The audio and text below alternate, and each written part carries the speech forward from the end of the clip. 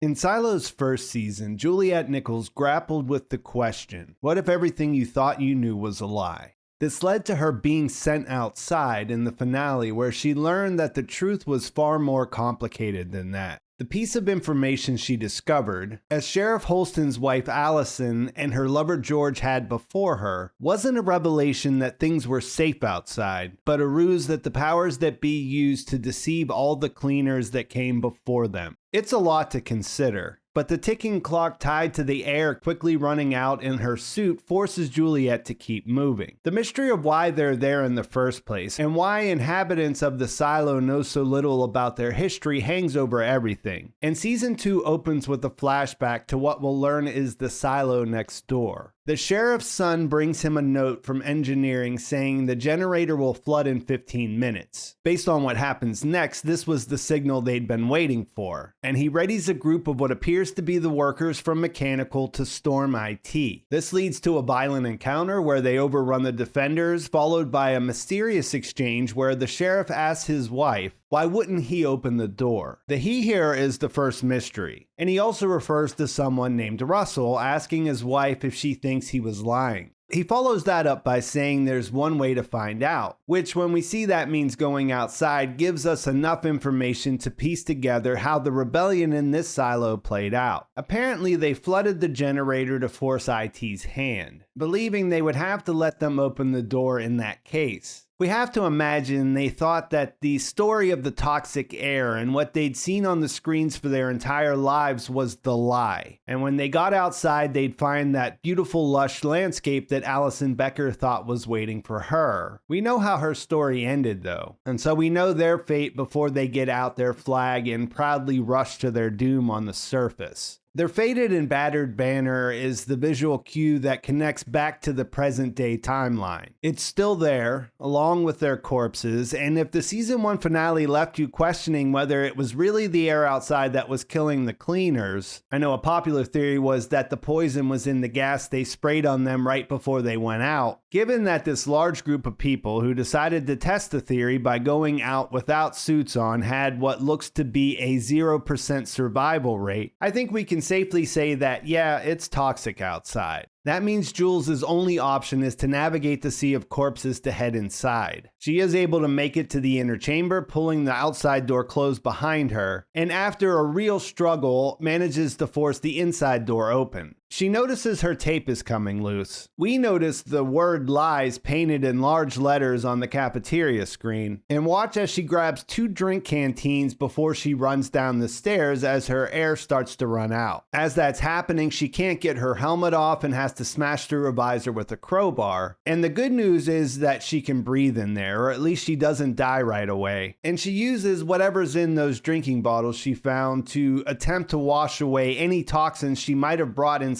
on her suit. It's funny because life in the silo has been planned out, so everything in the flashback, from the furnishings to the interiors and the residents' clothing, it all looks about the same as the other silo. So beyond the decay of the bodies, it's impossible to tell how long ago that rebellion happened. But as she makes her way around this new silo, or at least new to her, this place that's slowly giving into decay, we can tell that it's almost a carbon copy of the one she just left. This seems important because it hints that both silos were designed to function the same way, and while the carnage here doesn't justify the extreme measures Bernard, IT, and Judicial have taken to try to control the population in their silo, it does give a real example of how things can go wrong. Also, this is an effective way to remind us visually about everything that happened in season 1 that led to Jules being here, because by this point in the episode she appears to be completely alone there. In a TV show, we don't have access to her thoughts, so given there isn't anyone for her to talk to, this all works really well to remind us how this character is experiencing this newfound isolation. To further illustrate this, they use flashbacks to her childhood. We watch the adjustment to life in Mechanical after losing her brother and her mother's untimely end, something that Walker reminds her was a choice that she made.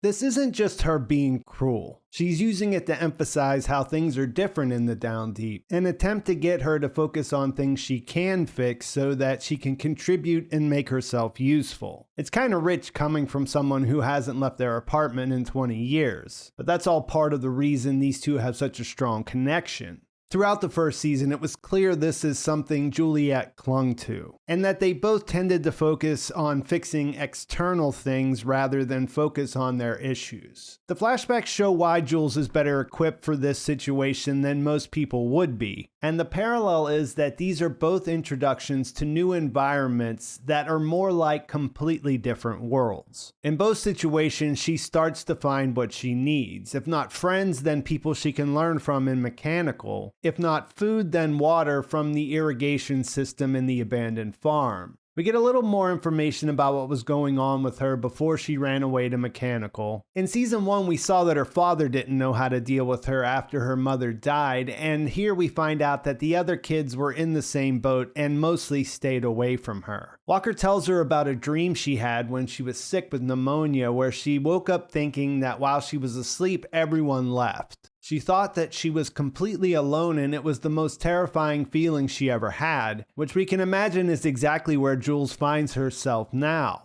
The deserted silo is extremely creepy no matter how well suited you might be for isolation. She's doing things like hoisting a dead raider, a body that was hanging there in a way that implies he was murdered during the fighting, and at times she hears noises that she thinks might be other people creeping in the shadows like you would, until she finally comes to the destroyed landing where the rebels mounted their attack in the flashback. There are lights and noises on the other side, so she attempts to cross over. First, she ties what looks like a pretty good knot in a rope and makes her way down it to try to swing to the other side. Somehow the rope comes loose, which seems odd since they made a point of showing her tying the knot. And later when she goes back to look at it, it appears that it might have been cut, but in the moment she falls straight down but doesn't die because she lands in water. This connects back to the note about flooding the generator and to her fears of water from season 1. In her memories of childhood, we're reminded of that directly when a young Shirley takes her to the area below the silo where the digging machine is.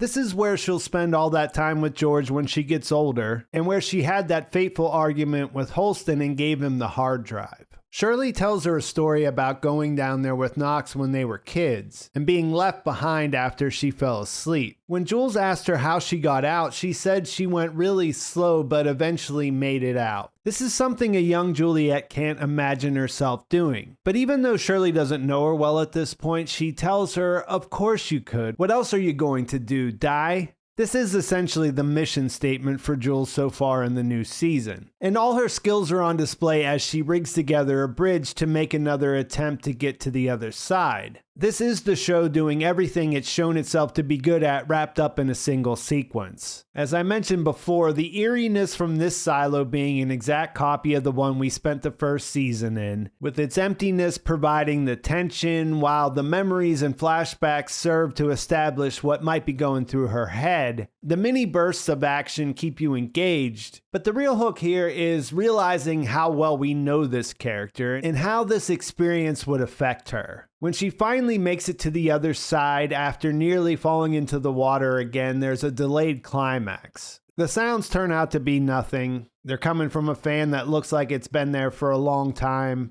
After looking around, she decides to continue, finding the same bridge the rebels used to storm this area in the flashback, and just as she's about to leave, she hears Moon River playing in the distance. She follows it and comes up to a door which looks like the one to the server room we saw Bernard run to and open in the first season's finale. And if you pause this episode before she opens it, you can see that someone has written "Any survivors, please help us" on the back of it. There are bodies on the ground and graffiti everywhere, which seem to indicate that not everyone from the silo died when the sheriff led the group outside. And when she finds a much larger and honestly cooler looking locked door that she can't open, we get confirmation that there's at least one other person inside there with her. After she pulls on the handle and looks at the electronic keypad and then starts to walk away when she can't get in, someone behind the door opens the little window peephole thing and calls out to her. He was playing the music, hoping she'd find her way there, and while he says he gets why she tried to open it, you see a closed door and you wonder what's on the other side. While he understands the impulse, he makes it plain that if she tries to do that again, he'll kill her. Here, if you try to look at the writing on the wall behind her, the doors are open, so it's hard to see, but it looks like it says something to the effect of "we're going to get in sooner or later." And that's it. Peephole closed,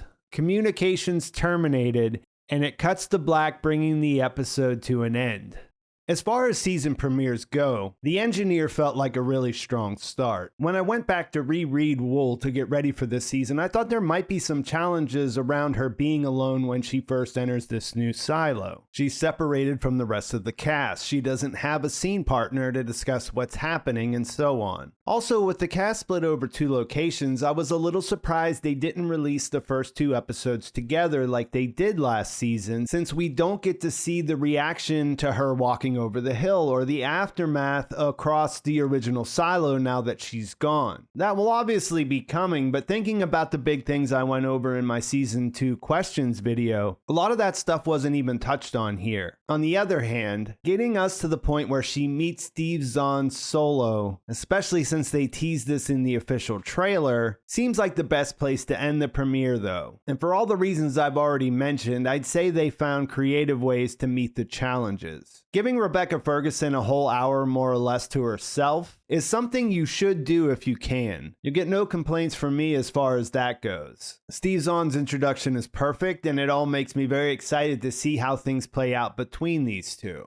In the end, we got some answers to go along with the introduction of new mysteries. I mentioned the first mystery of who the he was the sheriff was talking about not opening the door. The ending hints that it could be this same guy who doesn't want to open the door now. There's also this character Russell he was talking about, but the second mystery there is him saying his hand slipped. It almost feels like a throwaway line, but I doubt it actually is. Really, any insights into silo dwellers and how they feel when the controls start to break down are fascinating. If nothing else, we can see that for the characters who grew up in the silo, ones who've never known anything else, which is pretty much everyone, when they find out everything they thought they knew was a lie, they tend to overcome the fear that's been instilled in them from birth and try to go outside. From everything we've seen, that spells disaster and makes you wonder how many times that's happened across all those silos they showed in the closing shot of last season. The connection between Walker's dream and Shirley's comment about how dying is the only other choice, plus knowing what Jules is capable of after last season, and the way we saw different characters react when they came into contact with relics and the Georgia Travel Guidebook in particular, and incomplete information like the Jane Carmody cleaning video, I wonder what secrets could be discovered in a silo where all the people left in a hurry. I can't wait to find out, and I think that's a great place to leave things. Please like this video if you enjoyed it. Please subscribe to my channel if you haven't already, and thanks for watching. I'll talk to you soon.